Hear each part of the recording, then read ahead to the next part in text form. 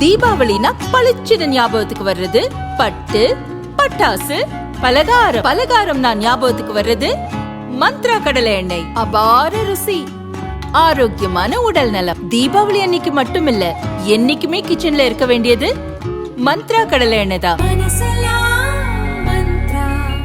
2 spoon போதும். Lion date syrup. இதுல iron, fibre, vitamins, நோய் எதிர்ப்பு சக்தி அதிகமா இருக்கு. Lion date syrup. Chennai Porur Balamurugan நகரில் தம்பதி அருண், செல்வி வசிக்கின்றனர். இவர்கள் காரம்பாக்கத்தில் உள்ள ஷோரூமில் 2024ஆம் ஆண்டு ஜனவரி மாதம் எலக்ட்ரிக் பைக் ஒன்று வாங்கினர். 95,000 ரூபாய் கொடுத்து வாங்கிய பைக் அடிக்கடி பழுதாகி வந்தது.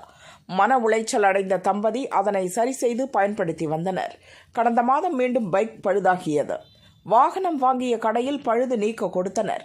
1 மாதமாகியும் அதனை சரி செய்து தரவில்லை. இதனால் தம்பதிகள் இருவரும் கடைக்கு சென்று கேட்டுள்ளனர். அப்போது ஷோரூம் உரிமையாளர் கணேஷ், பேட்டரி பழுதாகிவிட்டது, அதனை சரி செய்ய முடியாது என அலட்சியமாக பதிலளித்துள்ளார். பேட்டரி வாரண்டி 3 ஆண்டுகள் இருப்பதால் அதனை மாற்றி தரும்படி அருண் கேட்டுள்ளார். அப்போது ஆத்திரமடைந்த ஷோரூம் உரிமையாளர் கணேஷ் அருண் முகத்தில் சரமாரியாக குத்துவிட்டார். தடுக்கச் சென்ற மனைவி செல்வியின் மூக்கிலும் குத்தினார். காயமடைந்த இருவரும் கீழ்ப்பாக்கம் அரசு ஹாஸ்பிட்டலில் அட்மிட் செய்யப்பட்டுள்ளனர். அருண் அளித்த புகாரின் பேரில் மதுரவாயல் போலீசார் ஷோரூம் உரிமையாளர் கணேசை கைது செய்தனர். அவர் மீது 4 பிரிவுகளின் கீழ் வழக்கு பதிவு செய்யப்பட்டுள்ளது.